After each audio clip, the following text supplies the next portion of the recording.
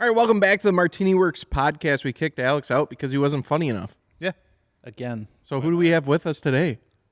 Lars. Yay! He's back, Lars baby. Back. Lars back. Lars I'm back. back. That's big. Throw something on the grill. Lars is back. I would love to throw some. I grilled this weekend, Oh, actually. I'm so jealous. Burgers and brats. I missed my window of opportunity. Now it just rains for 2 weeks straight. Rain for But next our week. face doesn't hurt anymore.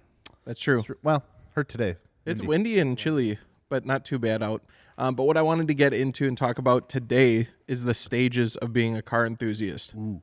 I feel like I've owned a lot of vehicles. I know you guys have had a lot of vehicles. Yeah. Yeah. I think with each one, you kind of take something from it and you learn, right? I think we're different car enthusiasts than we were the first time we picked up a car.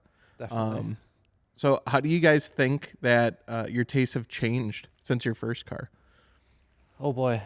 I know I feel like the old person in the room, but my tastes have changed a lot because I really just want reliability. Sure. Like gone from me are the days when I care about loud noises and even being the fastest at anything or anything like that. I just want a car I can drive every day. Yeah. That does what I needed to. And I think what I've learned the most over the years is giving each car a chance to breathe, like letting each car have its own identity. So I had a diesel wagon, for example, which is arguably the most boring of the fleet that I've ever had. You know, Breaking his heart. Yeah, I like that. I love that car though, but it was great just at being a daily. You know, it wasn't fast. It was only cool to people like us that love wagons. Right. Not everybody loves wagons. Some people are weird. Weirdos. Yeah, weirdos. But you know, like it was just cool to have that as like a dog hauler. Like that's all I wanted out of it, and it did that one job very well. Yeah, I agree. What about you, Joes? Yeah, I mean, I just think back to like when I was like first getting into cars. Like I, wanted to do everything and anything that I could to my Dodge Neon back in the day. And, I was like looking at like body kits and the fucking scissor doors and shit. Like, like And you're still like that to this I'm day. still like that. I haven't changed one bit. BMW is on hydros and has underglow. No, Dude, and Lambo it's doors just like, on the I feel like S13 would go hard. right? That's what I'm saying. And I feel like you just like you have to go through it, right? Like that initial hype is there. Whether you got into cars from your family, you're watching movies, video games, building model cars, whatever it might be. That initial hype is like always there, and you always want to like start tinkering with stuff. Or at least I always wanted to like tinker with stuff. So like that. Like my first couple cars between like the Neon and the Eclipse is a lot more hands-on of like I want a real project car because I got a car for essentially free with a blown engine in it. And I was like 16 years old at the time, and we just made it work. We got a new engine for it. We put it in. And that was like a big learning curve with that car. And then it was a lot of other stuff that had to be figured out too. But at the same time, it was like, I just want to do it all now. I want to just like do everything as much as I can, as fast as I can. And that like ended up being a lot of like cheaper parts, like a lot of like cheaper aftermarket parts that like ended up just being shit. Question on that: if somebody else gave you a car today, right, similar quality of car, something you enjoyed, it was a little crusty with a blown engine, being where you are today, knowing what you've learned, would you do it again? To me, oh god, because I'm probably. I think the biggest thing with that car specifically was just the rust. Like it just like a Midwest thing, especially Wisconsin, Rust Belt. If you're in the Rust Belt, it literally like destroys cars. Like it'll total vehicles because like it's cancer essentially. It just destroys everything it touches, and it just doesn't stop. It keeps spreading, and you can't get rid of it unless you get rid of it, like all of it. And that car, like it sat for so long, it was probably driven a ton during the winter and stuff like that. And the 2G DSM Eclipses, super known for strut tower rust and like rear, like rocker rust and things like that. And that was a sufferer of that. So I learned a ton with that car. And then I think like as I kind of like got older and like got like an actual job, like finished college, got a career, I wanted something newer. It was like that was my main focus. I'm like, I just want something newer. I don't want to deal with rust. I don't want to deal with shit breaking. But I still want something fun. And I went and got the FRS. And that was like the first car where I would say I really focused on like the quality of the parts that I was putting into it. Like, I went with a Gretty exhaust, like a Tomei header.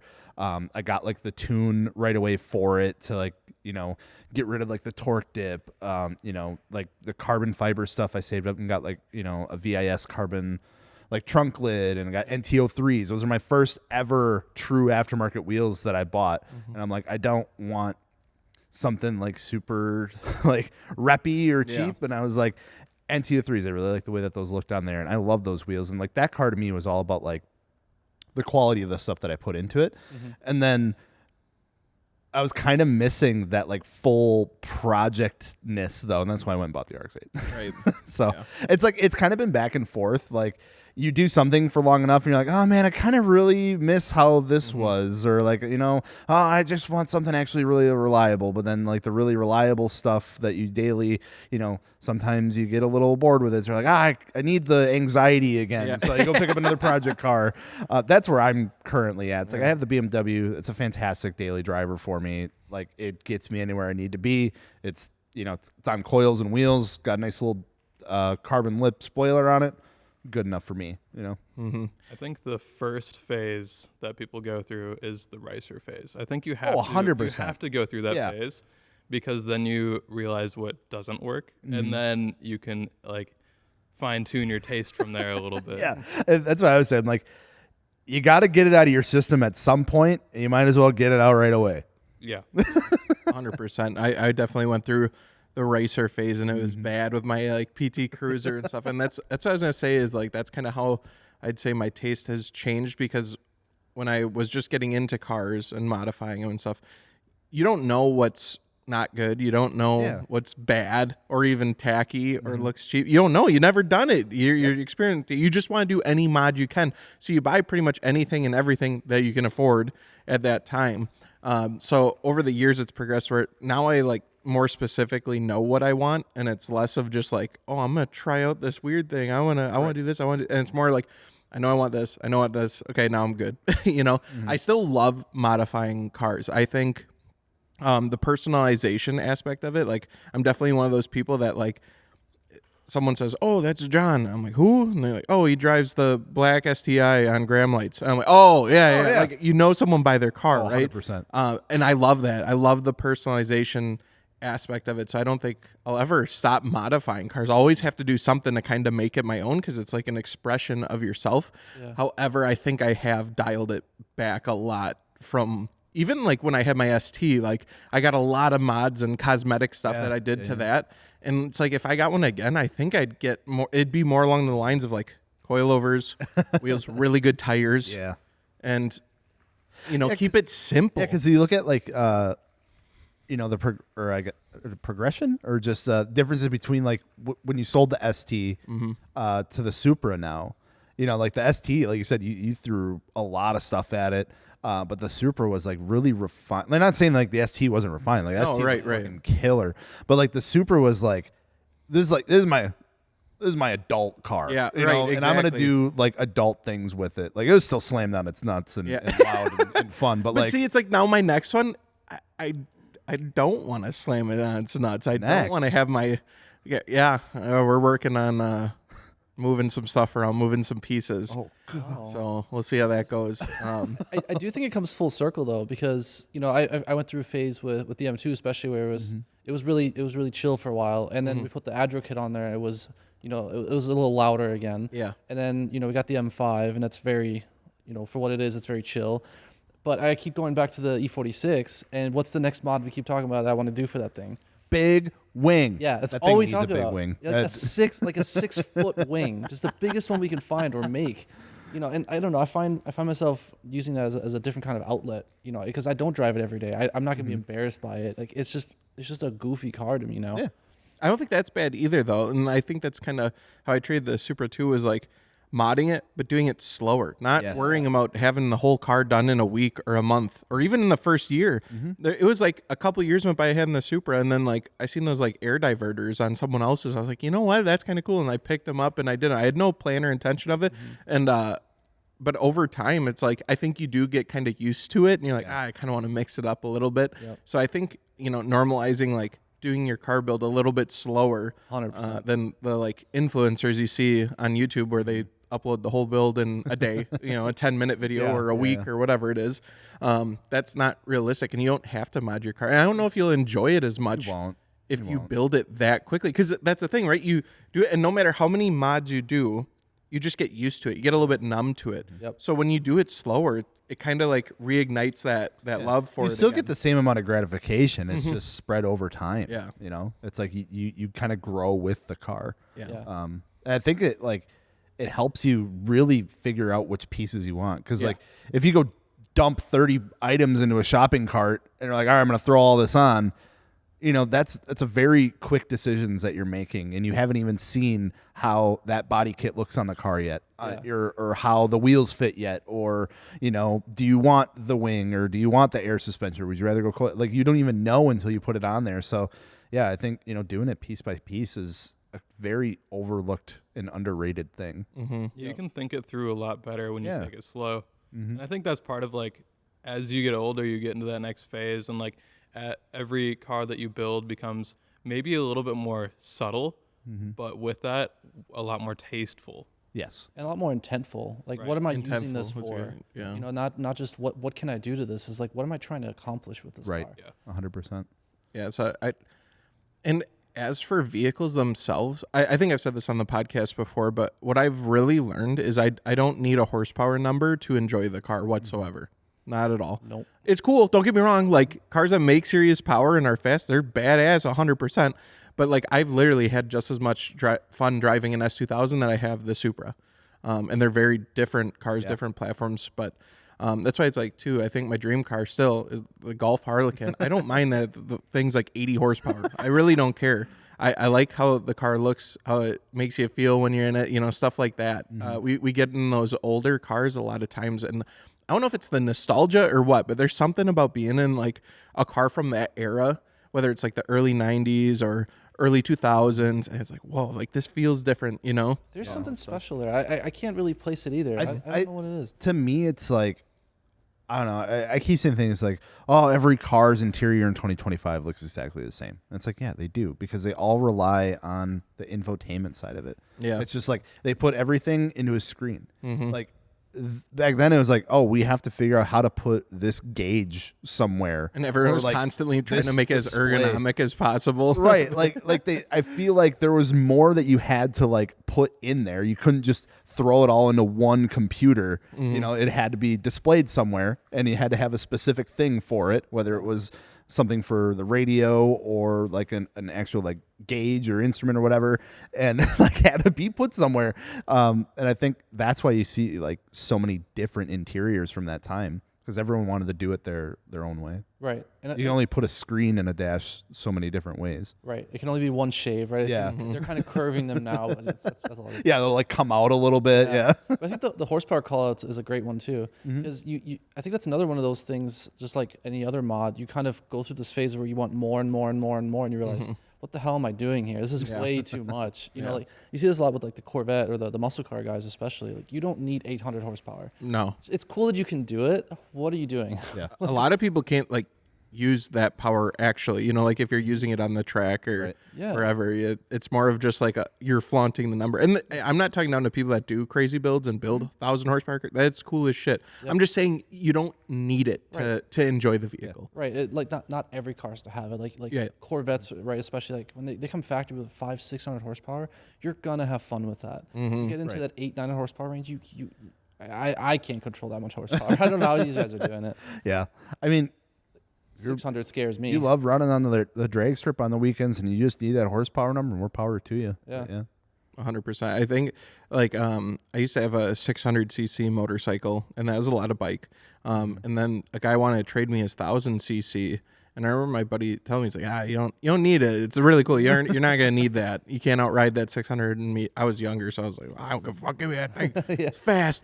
And I took the 1,000cc to Blackhawk Farms down in Illinois, and got humbled so quickly at the track day. That's a lot of bike. It's way too much. I could barely get out of first gear. Like it wasn't fun. And 600s and 250s were ripping past me. Yeah. First of all, because I was like a novice rider, but second of all, it's like, dude, I couldn't get out of first or second gear. It was way too much. Imagine just scared. Like every time you try to get on it, the bike's just trying to come out from under you. Yeah. The same. I went there in the small M2. track. It was the same issue. I cooked my brakes in 2 sessions. Which one? The M2? Yeah. Yeah. And that was with blue stuff pads. Like not it wasn't a joke. So. Yeah, I think I'm just like trying to get across to anyone listening. Like, if your car doesn't make crazy horsepower, it doesn't mean you can't have fun with it. Right. And be intentful with your mods. If you have a low horsepower car, do handling mods, stuff that make it handle really good. Because driving a slow car fast can still be super fun. Oh, absolutely. Good set of tires will make you feel like a much better driver than an extra 50 horsepower. Yeah, 100%. Every time. What about tastes for you, Gels? What do you think the cars you liked when you were 16 versus the cars you like now are the same, or have they changed? I'd say I've expanded. I'd say I wouldn't say it's changed because I still love old fucking Japanese cars. Yep. That's like what got me into everything.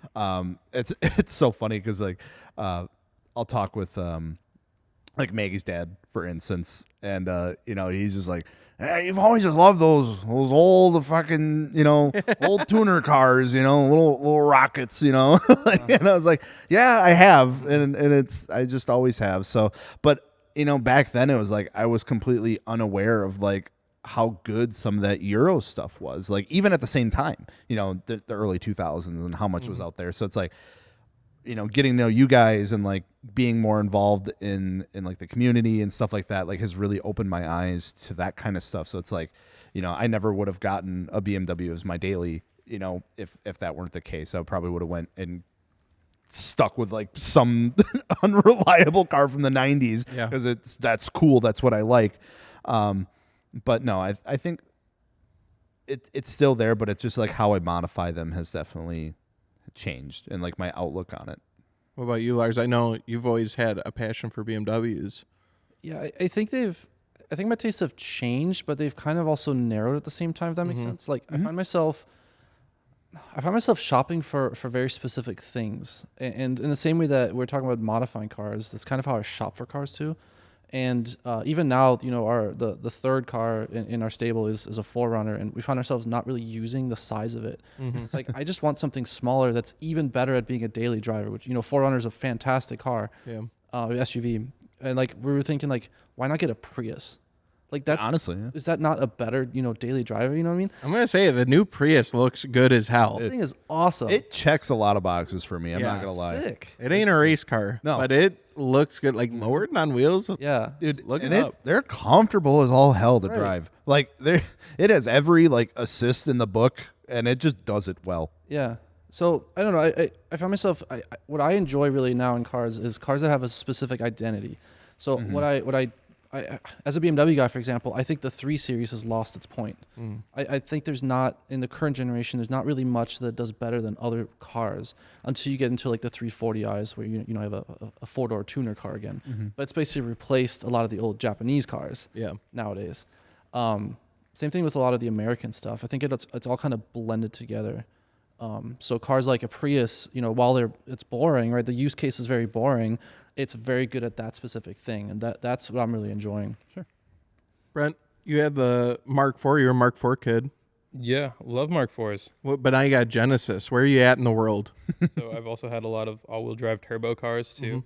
So when I was growing up, I think I really, really, really enjoyed like that 4-cylinder turbo all-wheel drive. Like that was my jam. Yeah, pinnacle. And now I have realized that I really, really enjoy 2-door rear-wheel drive coupes. Yeah. And obviously I have the Genesis coupe, but like that formula just seems to be like, that's what gets me going. Right. Yeah. And it's like, I still like the all-wheel drive turbo setup, but it's not like my main interest. There was like a time I feel like where they were just like all-wheel drive turbo 4-cylinders were like just set as like the peak. You cannot beat this setup. And it was held at such like a high like value for some reason. Like not saying they're not good, but it was like if it's not all-wheel drive 4-cylinder turbo, your car fucking sucks. It's like kind of what it felt like online for a while. Yeah. I don't know why it was like that, but you're 100% right, because that's the like exact reason I got Evo 10, because I was like, I need an all-wheel drive turbo car. I need one. Yeah. And it was awesome, but it was so divisive in the community too, because it was either all-wheel drive 4-cylinder or rear-wheel drive V8, and nothing in between. And if you had a front-wheel drive, you were a Oh, big I know idiot. about that. Yeah. 100%. Why'd you just get a RS? Yeah. 100%. How many times do you hear that? A million times. my Just God. front wheel drive in general, like you're saying, it gets so much hate. And I don't understand it. I've driven cars that are front wheel drive that I absolutely love, and they handle amazing. So I'd say, like, if you're listening to this, do the best you can to experience as many platforms as you can, because something might change up for you. You might be like, oh, I really like this, and don't listen to what everyone else is saying. Try and get out there and Yeah, absolutely. I think it's cool to pick your favorite drivetrain. So, like, do you like front wheel drive? Do you like all wheel drive? Do you like rear wheel drive? And it might change. Like I said, I used to like all wheel drive. I thought that was like the best thing ever. And now I'm like, I like rear wheel drive. I think I didn't like rear wheel drive before because, like, oh, everybody likes rear wheel drive. Right. Yeah, trying to be cool. Yeah. I think it's fun to let go of those prejudices though, and like drive your buddy's car and like see what that feels like. You know, ask somebody to like swap cars for an hour or something, or experience it and give it a good rip and see what happens. Absolutely. 100%. No matter the drivetrain, though, if it has Continentals on it, she's gonna rip hard. Probably Get a set of like ECSO2s for the summer here. Put that on whatever you want. That'd be nice. Maybe some DBSO6 pluses. Oh, all season, all baby. rain Run tire. that all season, every season. I need some of those right now for all the rain we got. Dude, honestly, though, like Continental's wet performance, probably the best I've experienced. Yeah. I'm so dang impressed. We did road trips and like got caught in like massive downpours, and I'm like, oh my God, I'm gonna die. Like, I'm in a rear wheel drive car and like I can't see the paint on the road. The Contis did perfectly amazing through them. We talked to some guys at the track too, and they're like, yeah, we swap over to our Continentals specifically for the wet performance. The ECSO2 was the dedicated wet track tire at our WRL race last year. Yeah. Look at that. That was what Yeah. we used. I Yeah. ain't blowing smoke. It's just the facts. So if you guys are interested, Continental is a sponsor of the podcast, but we also absolutely just love Continental, and we have a bunch of them available over at MartiniWorks.com, so you guys can check that out. Huge shout out and thank you to Continental for being the sponsor of the MartiniWorks podcast. Oh, I had a burp. You good? Okay. I swallowed it.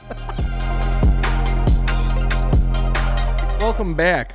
All right, now I have a decision for you to make. Oh, God. And I will judge you extremely based on your answer. Terrified. Lug nuts or lug bolts? Oh, shit. Come on, Jills. There's a right answer. Lug nuts all day, Oh my every day. God. Oh, no. Am I really alone on this? Brent? Lug nuts for sure. Oh my God. This is old beef in the shop. Lug bolts are superior. Why? Wow. They're just better. All right. Can't think of any advantage of Other than not having to swap studs if one... Yeah. All right. Yeah. What do you got? What do you got? All right. Ready? Spacers. Okay. You just get longer bolts. No issue. Fair. I'm not running Better fitment. spacers a ton. Though. Second one, if something does happen to a stud, way easier to replace a bolt, right? And like heats and shrinks and stuff and so on. Third, which is actually the biggest one that annoys me whenever I work on somebody else's car that has studs, is whenever I pick up, and I know this is controversial in both directions, but hear me out. Yeah. Whenever I pick up a wheel and try to mount it, I always bang the back of the wheel against the stud. And it always stresses me out because I know I'm chipping the paint back there. And I get it. It's That's the a back skill of the- issue. I'll remember that in a minute. When I go to put a wheel on a car that has lug bolts, I drop it on my footsies. So. Dude, for real. Use your feet and lift You it know what up. I do? That's it. I get it on, and I think I have it started. Then it falls out and hits the lip of the wheel. Yeah. I have done that. I can't That's even a tell you how skill many times. No, but two of the main points you made, Lars, are 0.1% of the time you're doing something with the car. The other 99.9% of the time, they're horrible and they suck How are studs better? because they're lined up. They're posts. You just put the holes on the post. Done. I can let go. I can grab the lug nuts. I can put them on. Okay. And I've never had a lug stud or the stud break ever once. Yeah, you did When? on the GR86. That was my car. Oh, that was your car. You're right. I've broke never had one. I have on the 240. I broke one at the track day, and That does it did suck. It was a process to get it out and replace it, but I don't know. I feel like that's such a rare thing. It's just like I think in our world, because like we're swapping wheels pretty constantly in the shop and stuff like that. Like anytime I have to deal with a car with lug studs, It's like, okay, I'm going to sit down on the ground. I'm going to shimmy my shins under it. I'm going to lift it up, kind of line it up, kind of get it in there, hopefully not cross-thread it. Yeah, Dude, Lars, you brought up spacers. Yeah. True. Yes, because I did this with the Supra. I got spacers for my OEM wheels, and I just got longer studs. I was like, oh, that's kind of nice. However, lining up the spacer and the wheel to line up with the hub isn't it? I put it on, and then the spacer slightly shifts, and then I'm like trying to weasel it, and then I drop the wheel, and then the spacer falls off, and it just... See, that's wild to me because I got used to it. Obviously, I want to say every car I've ever had has had lug bolts. Oh my God! So you've never That's even why. experienced. Yeah, that's why. maybe I've never had top shelf before. But like I've never had a problem. I get the wheel up, you set it on the lip, right? The little hub lip. What is that? Just the hub called? Whatever. Yeah, so it works. It's hub centric, right? All the wheels are hub centric. I just put it up, and then once it's on there, it's the tiniest bit of support with a foot or the toe, and you just balance it, and then you rotate it until you with a lug bolt in the hole. You just rotate it until it clicks. And when it clicks, you just tighten it and you're good. You get one in there and you're done. I'm not saying it's bad. I'm just saying it's not needed. And I feel like it was a change the manufacturer made just because they wanted to change something to be unique. It has no better purpose. Mm-hmm. They just want to do German engineering. I don't have enough facts to back this up. I should have come more prepared. I remember reading something about how lug bolts are better for heat dissipation and like the way that it mounts to the wheels. But again, we're talking such fractions that doesn't matter. Again, 0.1% of the time. And I really can't make that argument when every single race car is studs. Or also center lock. that, yeah. Just one big stud. Yeah. That's how they should just do all. Can you imagine if the center locks were just like one like huge bolt that they had to put in there? One lug stud. Yeah, just a giant stud. Are they? A screw. I guess I've never worked on a center lock car before. Is it a giant nut then? Yeah. And because the They wheels torque are it to still like hole in it, and fucking all hell. have you seen one of those machines? What Because you don't just torque it down. You have to like torque it and loosen it, and then like torque it again and loosen it. Oh, really? They make this machine I've seen for like GT3 RSs and stuff. You buy it and you put it on the wheel, and it like centers itself onto the Yeah, I have seen that. And then it has two arms that like hold on to the wheel, and then it does the whole procedure for you, and then like flashes green and you're done. What the hell? I'll just stick with lug studs. All right, now that we've talked about one of the worst things to come on a vehicle, what are some of your favorite things that come straight from the manufacturer in a vehicle? Ooh, okay. Like favorite amenity, anything? It could be anything. It could be like an OEM set of wheels that comes on the car. It could be a feature that it comes with. It could be the infotainment. It could be... Damn. I can go first on this. One of my favorite things, and it's kind of went away with the newest cars, but the BMW mirrors on the M cars. That was one of my favorite things about the M2. They were color matched. They had the cool wing on them. Yeah, they're so many other brands emulated afterwards. I always thought those were sick because you could see them from pretty much every direction, and they were super unique at the time. That's a good one. It's a really good one. Any like rear view mirror that's like powered and has like the auto dimming, because my dumbass has fucking astigmatism, and driving at night is the worst goddamn thing in 2025 when everything is HID, LED, and if it rains, game over. I can't see a goddamn thing. Listen, Joes, if you have an astigmatism, it doesn't make you a dumbass. You're not dumb because you have that. That's not why I'm... Okay. That's a dumbatism. Either way, I like having that because that helps a ton. I don't have to like constantly like flipping the thing down or up. I never fucking flip it. I forget that it's even a thing that little lever's. I never do it. Oh, I probably should start using that. Must be nice. That shit hits me. I go blind. I can't see the road. So I got two. Two? I can't decide. I thought of the other one. I had one, and then I thought of the other one. Air conditioned seats. I love that. Ooh. I think it's. The only thing that sucks with it, I don't like how the perforated like looks. I like when the seat's just nice, all solid leather. But it's worth it. I just, as a big boy, it's always hot. Dude, it just feels like I don't even know. Like I'm in a cloud sitting, and the air is running through me, and I love it. And I've never owned a vehicle with it. I've only driven vehicles that have had it. You got to splurge. I feel cooler now. That's what I'm saying. I feel cooler now. I should treat myself one day. And then the second one though is pop out rear quarter windows. Ooh, like yes. the RX-8 has. Oh, so good. Your E46. Yep. Dude, That is the coolest thing. I seen It's someone such a flex. that had a Mark IV GTI, and those have huge rear quarter windows, and they modded it so it could. And like, apparently, it was the biggest pain in the ass in the world. imagine. But it was the coolest. I don't know why I love that Like so much. having such a big window like that, being able to just like pop out. I remember we had a Dodge Grand Caravan growing up. I used to play with that all the time. Yeah. Like, Yeah. my mom would always yell at me. Kind of like Shut up! I know the E30s had that, break it. like, it was like a lever, right? Like a manual thing. You had to like pop out and lock it in place. Yep. When I got the E46, I had no idea they had that, a power version of it. What? Those are powered? Yeah, Those are powered. Yeah, that's fancy. Yeah, in the RX-8, I would always have to like drive it. I'm like, I want these open. And I'm just like, I used to have around. extended cab Duramax back in the. Every time I got it, Did you reach it? Boom, boom. Yeah, I popped those suckers open. I love that. I don't know why. I don't. Do modern cars do it? No. I can't think of a car that has it. Let us know in the comments below if you guys can think of a car that's modern. I'd say in the last like 5 years. 5 years that has the little pop-out windows. Yeah. Oh, Brett, they're so good. do you have any things you like from manufacturers? Love OEM Alcantara seats. Yeah, Ooh, yeah. good one. They just hold you in place. Don't even need that much bolstering at that point. Yeah. So It's nice. like Velcro. Yeah. Ew. No, I agree. Alcantara stuff can be so nice. You Yeah. gotta be careful when you put that stuff. Like some people wrap their steering wheels in it, and they don't realize like that's why race car drivers like wear gloves. Yeah. Because your finger oils will completely ruin the Alcantara. So you got to be careful with that stuff. But I love it too. I know what you mean. I had like a shift boot in my ST and stuff that was Alcantara, and it made me feel so exquisite. Yeah, I've come to like fabric or cloth Alcantara interiors more than leather now. That is one thing that has changed. It was always like, oh, leather is like top tier. It's like I still like it, but there's something like just It's nice. like cozy. Like Yeah. having a fabric as a seat is cozy and it's comfy. You don't have to deal with it getting like really hot and stuff either. Yeah. Yeah. A lot of the new cars I've sat in and I've had cloth seats. I've not looked bad, like negatively about it at all. I'm sitting there like, oh, this is kind of nice. It's like a new couch. feels like you're yeah. yeah. I'm at home. Yeah. Reminds me of home. Yeah. Do you guys think that car radios are going to go completely out?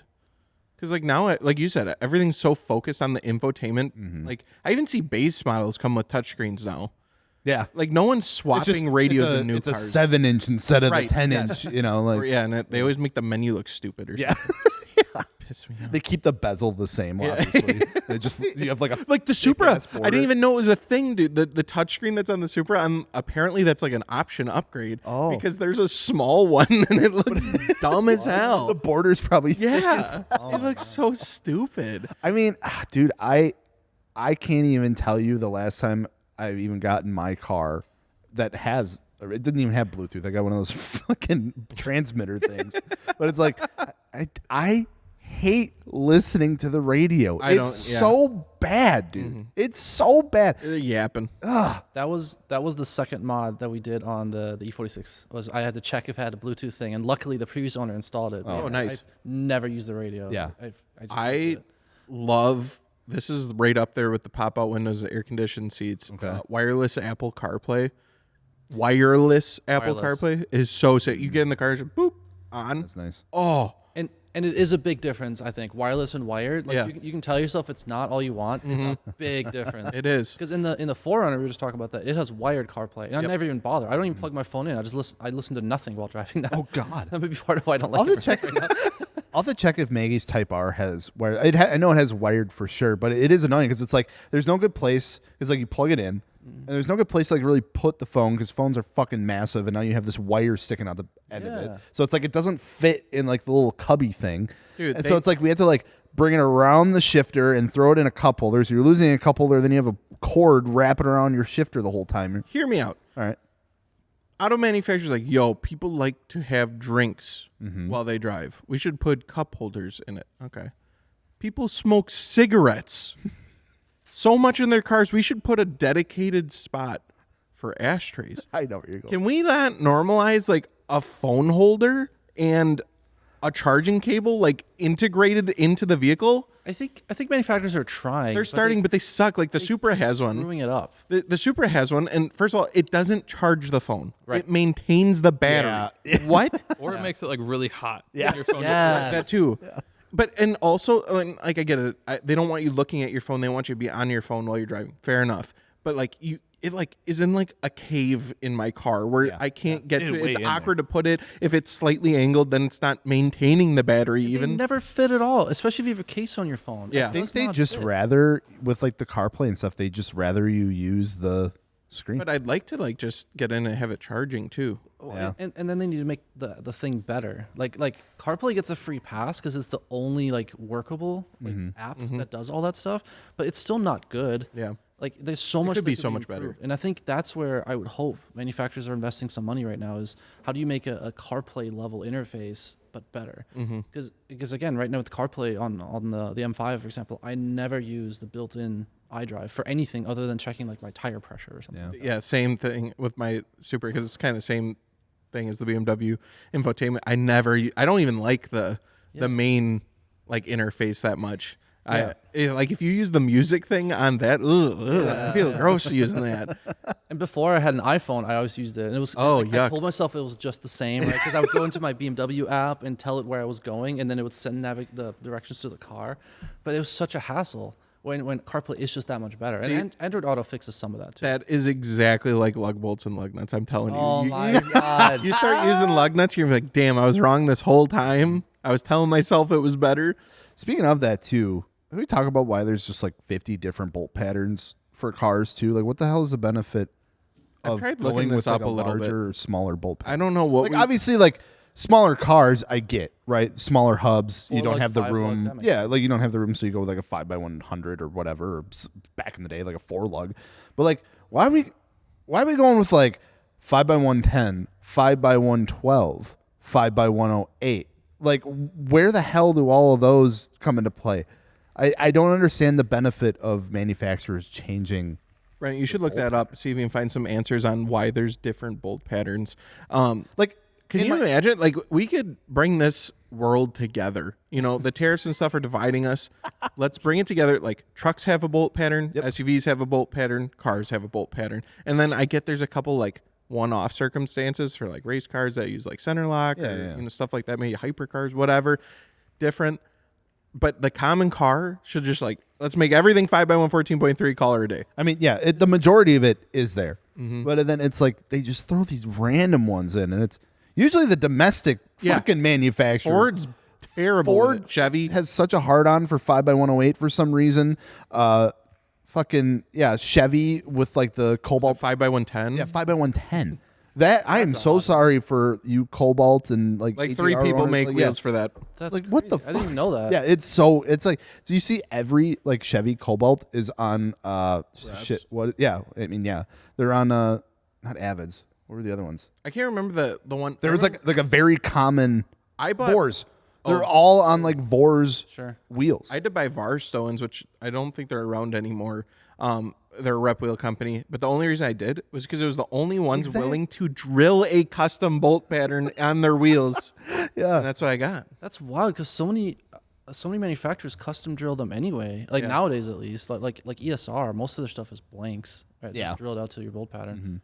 But another one that's really frustrating with that is when manufacturers switch bolt patterns. Yes. Yeah. BMW is notorious for that. BMW was the 5x120 since the 90s, since like the E30, no, not the E30s, but the E36 days. It's been 5x120. And then for some reason in 2021, they switched to 5x112. Yep. So literally the M2 was a 2020, the M5 is a 2021, and none of my wheels work anymore. Oh, shit. I just sell them all. Do that. Yeah, and it's like, know. because that was like the thing with the Supra. It's like, okay, most of the Toyotas 5x114.3. BMW is mostly 5x120. It would make sense that it would be one of those two. Nope, 5x112. It's like, So frustrating.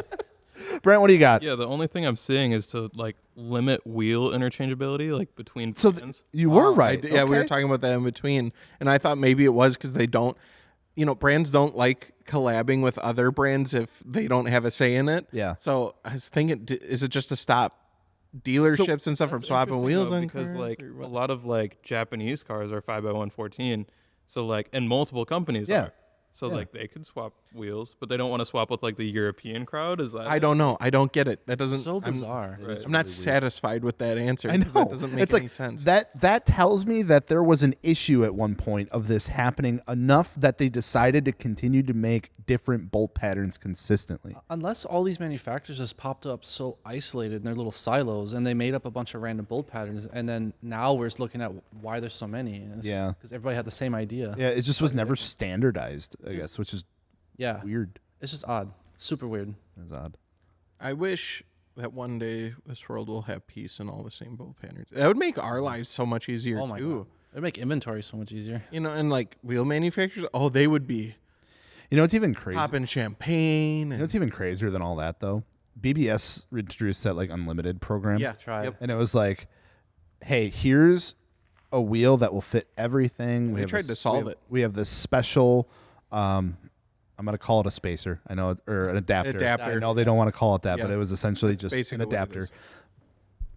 But that even used its own ridiculous bolt. What is it? It was like 5 by 117 or some shit like that. Something It was really like its It was own thing. really It was its own out. thing. It was really out there.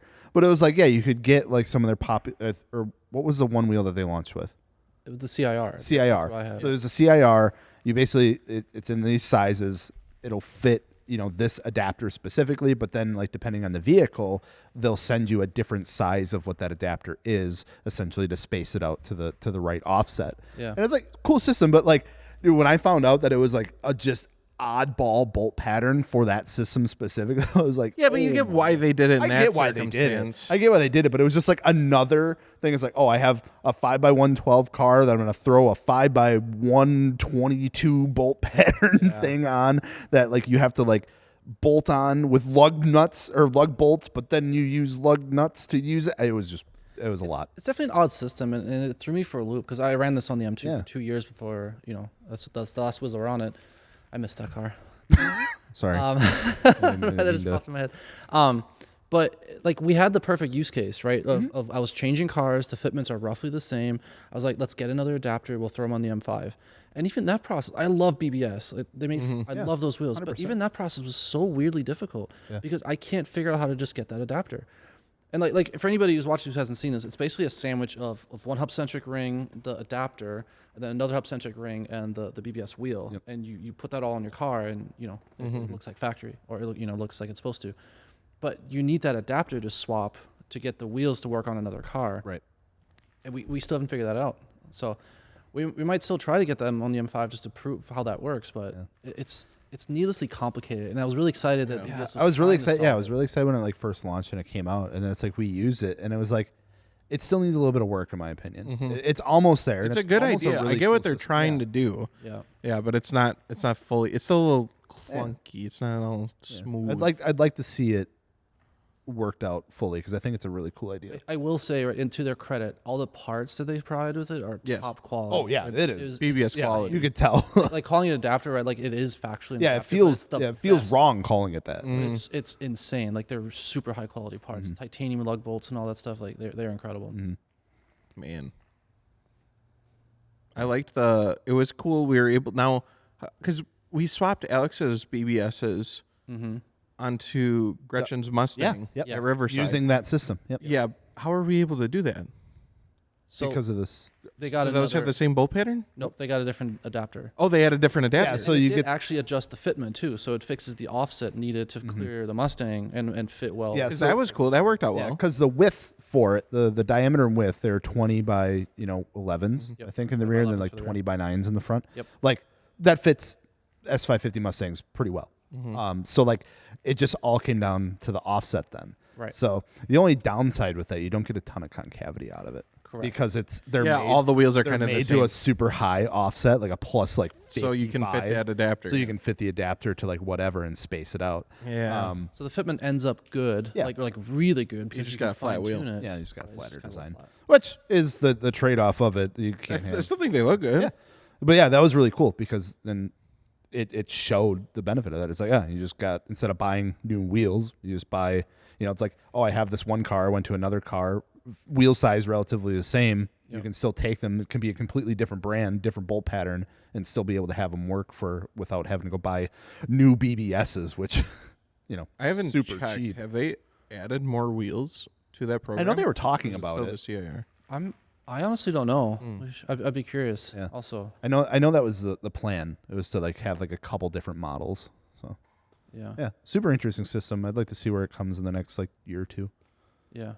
I think the other idea was to kind of expand it to more, like American market, for example, right? You don't usually see BBSs on Mustangs, so I think we're kind of hitting. It looked that good. niche. It looks. It did look awesome. really good. Yeah. So hopefully it succeeds. Like I said, it's close. It's a step in the right direction. Yeah, 100%. Well, that brings us to the next sponsor of the MartiniWorks podcast. Oh yeah, Who is it, Jules? it is of course Fortune Auto.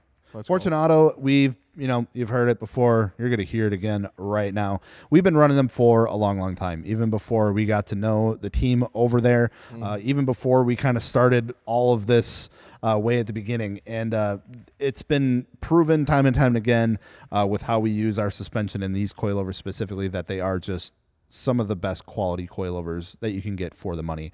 Hand assembled right here in the United States. They put so much like time and dedication into assembling these coilovers for you. They're not just off the shelf ready to go. They make them to your specifications. You let them know that you want a specific valving in it. They can do that. You let them know like, hey, this is where I live. This is what I'm going to use the car for. They can adjust that for you as well. They help you pick out spring rates that are work great for you. I have them on my 240SX. And they've been fantastic. I let them know, and I'm like, hey, I street drive the car, but I also, street drive it to the drift track where I thrash on it all day. They're like, we got you covered. They help me pick out the spring rates. They set up the damping and stuff exactly how I needed. And they're fantastic. Essentially, a lifelong coilover if you want to go that route. You plan on having your car for a long, long time. You can kind of grow with the coilover. Buy a Fortune Auto 500 series. You can upgrade it to 510 down the road. You can rebuild. You can even add things like external reservoirs if you wanted to, if you want to get really crazy with it. But they've been a fantastic partner. We've got to know them pretty well. Got to see how the sausage is made essentially when it comes to the coilovers, and it's really impressive. And we are super thankful that we have them as a partner of the MartiniWorks podcast. So if you want to check out coilovers like the Fortune Auto 500 or 510, you can check them out over at MartiniWorks.com. You know what I want to know? What? I keep seeing stuff that like China makes cars. Oh, yeah. I don't know what the brand is called. I think Donut's even done a video in the past on some of their vehicles, and I've heard they're really like insanely good. However, I don't have like a trusted source. I don't know if I'm just being fed this on a silver spoon that they're good. Yeah. Or, are we being lied to here and, we don't have access to them, so we think they're not good. Have we been the problem this whole time? I have no idea. Does anyone know if Chinese cars are actually good? Dude, I don't know. It's so tough because I've been seeing the same stuff too. It's like, oh, actually I drove it and it's really fucking nice. So that's what I've been curious about, because have people actually driven them? And here's where this conspiracy theory all started. Yep. They didn't announce or show these vehicles in America at an auto show. They showed it at CES, an electronics consumer electronics show. Yeah. So China's treating them like appliances, right? So we're talking about all the cool stuff that they do, but has anybody actually done those things with them? That's where I'm like, what is this? The thing is, actually? I've only ever seen like SUVs. I've never seen like a Chinese performance car. Yeah. For whatever reason. They've made apparently, so I don't know how to pronounce the brand. I'm going to butcher this. Huawei, the people who make smartphones. I thought that was pretty good. Thank you. Apparently, they're like the leaders in battery technology now, and they're making electric cars. Okay. And apparently, they've made like the next generation of fast chargers in terms of both speed and range. And so like that's one of the places I've heard about the cars being incredible. But then I was thinking, like first off, can we actually charge them that fast here, or is that a Chinese thing, right? Like I don't know what the Chinese infrastructure is like. Right. Yeah. And then has anybody actually charged one of these cars that quickly, or is it another one of those like on paper, this is what it does. Exactly. Kind of thing. Yeah. And cars in general are more than the sum of their parts. Mm-hmm. So if you have a bunch of parts that are supposedly good, until you put them all together, we have no idea. Yeah.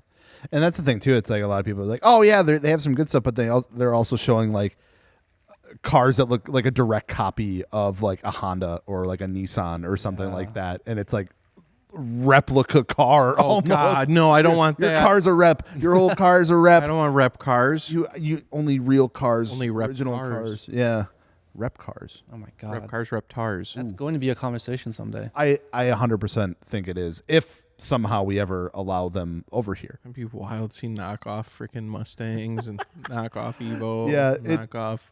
Yeah, Supra. it's wild. It'd be crazy to see. Yeah, I wouldn't like that. I don't know. I guess I think about it in the sense of like, again, unless we're being lied to.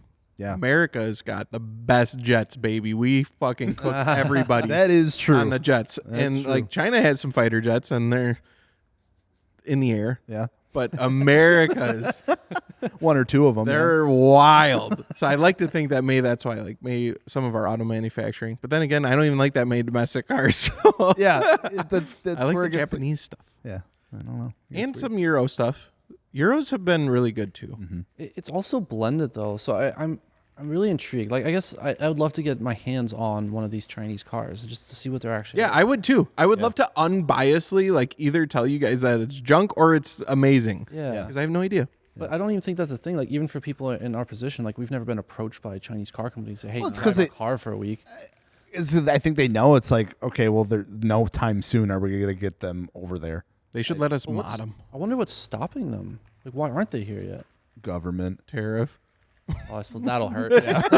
It's probably a $200,000 SUV. Imagine like 130% or 136% tariff on an entire ass vehicle Oh my god. coming from China. That'd be That's gross. like yeah, we made this car. It's 20 grand. It's going to cost you 60 though. Oh, speaking of tariffs, I did see, as I was looking for news here, Nissan says no tariffs until June. Oh, And then that'll tariffs. change. That'll change You got a tomorrow. month. Yeah, it probably will. Yeah. It's hard to look at that. I guess speaking of that, just a quick update on the tariff stuff. We've been keeping an eye on it as much as we can. Like I said, stuff changes literally every day. Yep. And it's super hard to keep track of. As far as we know right now, beginning of May. Is probably like when we'll see a lot of this start to come actually into effect, at least as of right now. And we have been working and talking with a lot of our brands that we sell at MartiniWorks, and seeing what they're thinking as far as like price increases or like when that's coming. When we've been updating a blog on the MartiniWorks website as that comes in. We keep it updated with anything that we hear as far as like wheels, tires, suspension, performance parts. That way, of like, hey, I was looking at, some Advan wheels, really thinking about picking some up. It's like, okay, well, I would do it before this date because it's going to have X amount of price increase.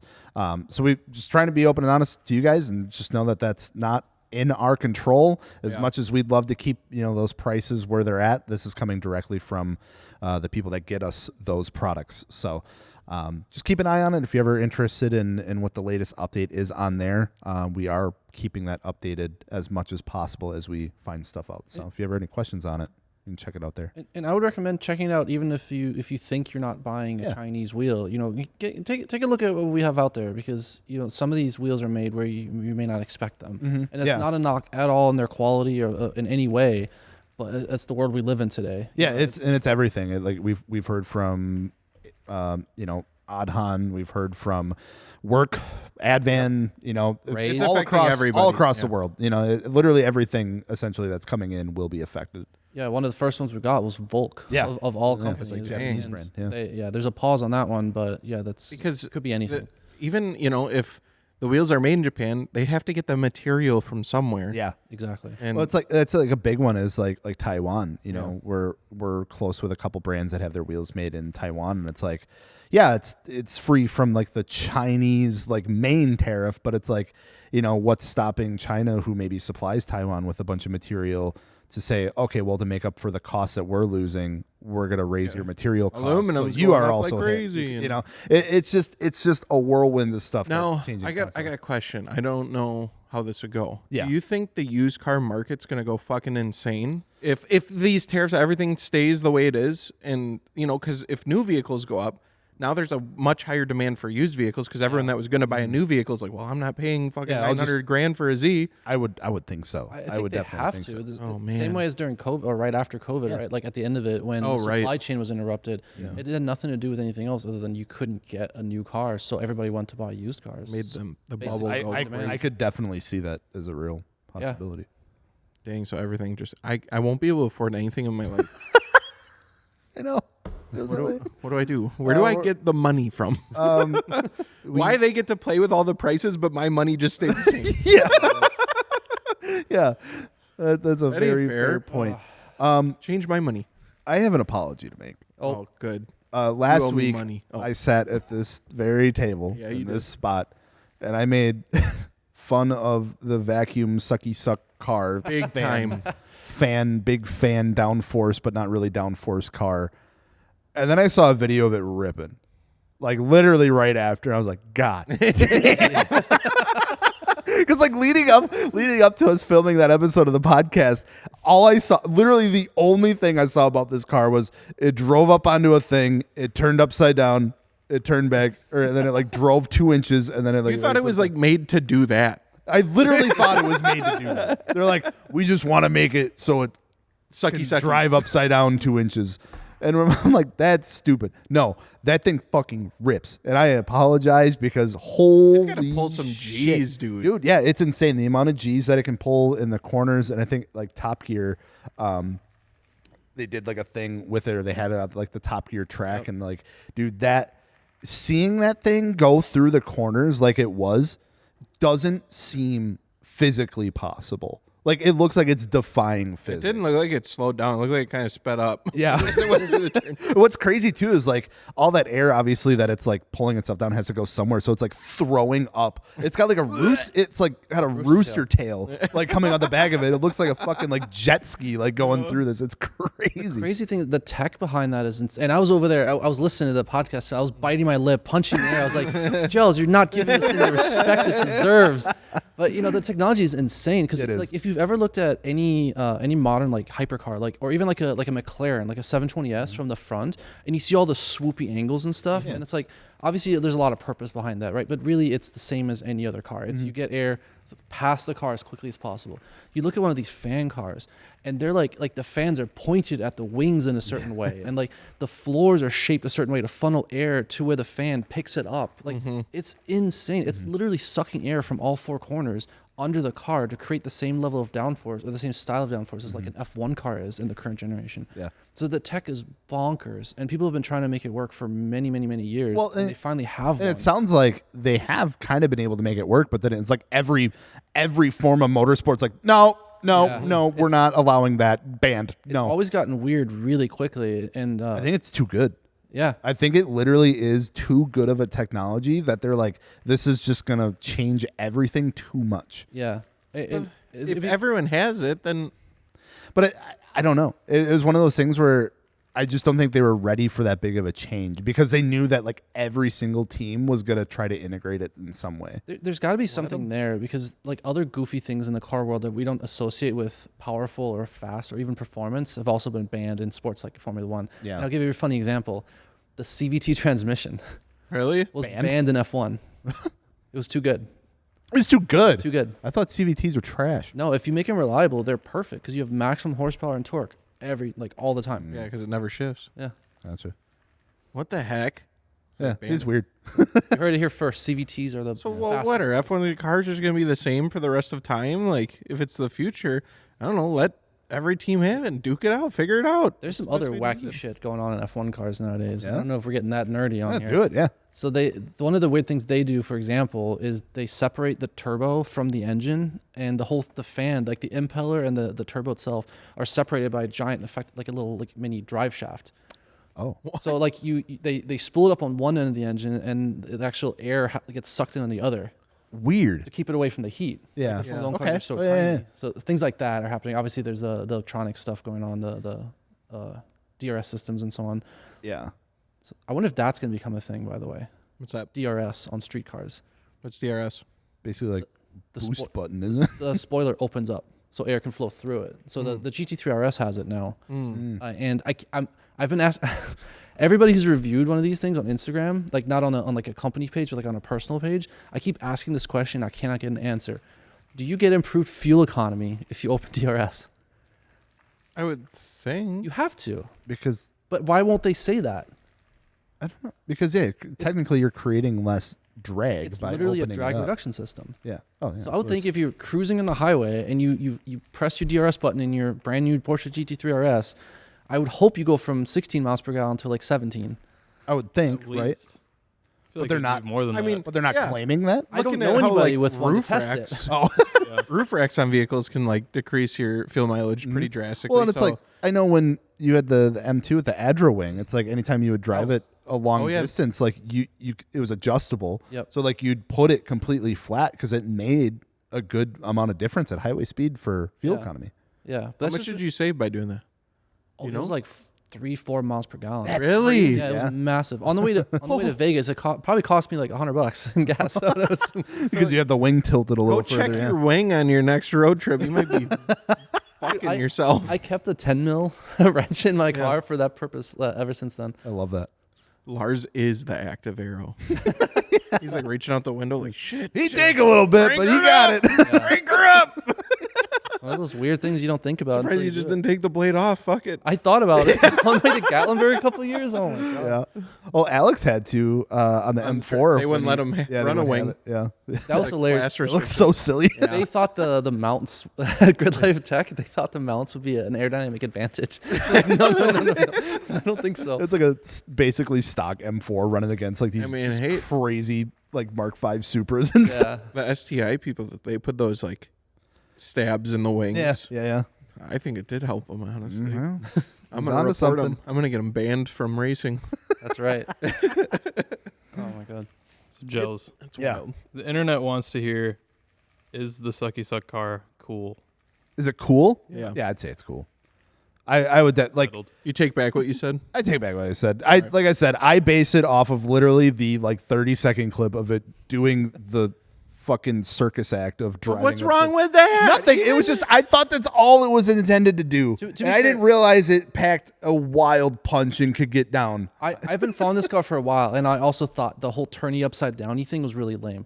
When you're a kid and you're like, I can drive this car upside down, right? Or like you have this fantasy of a Formula One car driving upside down. You don't think on the back of a trailer of a semi. You think like you build a ramp and you go through a tunnel and you drive all the way up and around like Yeah. a Batmobile or Yeah. the car in Men in Black. But I get it. That's very dangerous. but I Rob get it. Dyrdek Badass. Rob Dyrdek kickflipped a Sonic. Anything's possible. Actually, yeah. You know what? What the hell are we doing? And that was how many years ago? that was a long time ago. It was a Sonic. All right, they were let's going- take the sucky suck car, drive it up, yeah. Kick flip it. yeah, and then Yeah. have it drive back down. What's Rob Dyrdek doing? Is he free? He'd probably do it. He'd probably do it. Rob Dyrdek is he's doing a podcast now. Oh shit! Actually, no, he has no time. He's always doing ridiculousness. Yeah. Every time I turn on the TV, he's on there. Always. Non-stop. Every hotel I've ever been into has ridiculousness on. I've never seen the episode. Ever. I'm not like, oh, this is a rerun. Ever. Maybe some of the celebrity ones. Some like Social see media those- has ruined those shows for me. Like America's Funniest Home Videos. That's ruined for you? Yeah, because I used to love watching like ridiculousness and like America's Funniest Videos and stuff like that. Because it's like, oh, these are videos I've never seen before. They're so funny. And now it's like I go on my phone and it's like the That- same stuff. Like I don't know. Bob Saget dying ruined America's Funniest Home Videos for me. So That really hit you hard, huh? That took a dark I think turn. he got hit really hard. Oh no. Well, what? I don't know. They got real weird about it. I know they did. He died, and it was just like, okay, why, how, and then nothing. I didn't even know he died. It's weird. Weird sad. rabbit hole. You should look it up. Really? Yeah, I liked Full House. I liked America's Funniest Home Videos, and then you're just gonna let him go without saying nothing. Anyway, Back to the conspiracy brewing here. back to the I ain't got no conspiracy for it. I just don't know what's going on. back to the Chevy Sonic. That was a wild like marketing tactic. I that they had remember- around that car. Chevy went all in on the Sonic, and they thought it was going to be like the next big thing because I remember going to the Chicago Auto Show when the Sonic was like being debuted, and they had like 4 specifically built Sonics for like each category. It was like they did a sound one, and the entire thing, dude, it had like, how do I even describe this?